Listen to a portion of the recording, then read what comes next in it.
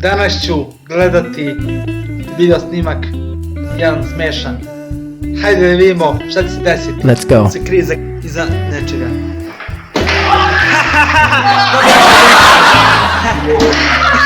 On se skrivo za kreveta, pa dobio.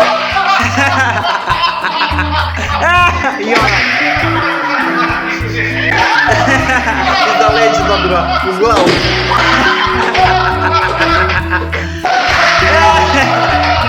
Opet dobio. Sad se krijeva na nešto. Popela se. Evo dobio opet.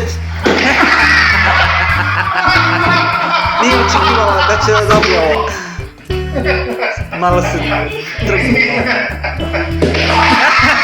Ali ipak dobila. Kreč u glavu.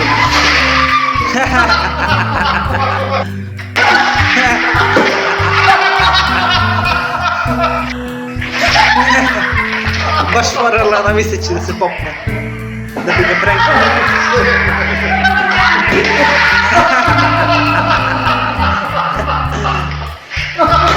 Eto, malo sam se smeo, nadam se da ste se vi malo smijali.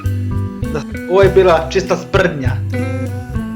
Dok su se prenkovali balonom punim jogurtom, krećom ili farbom nekom. Zamislite da napune sa blatom. To bi bilo smiješno. Da se i tako prenkuju. Ukoliko vam se dopada ovaj video, ostavite lajkić, šerić, subić. Nemojte se, neće vam ispasti zubić. A do sljedećeg videa. Ćao!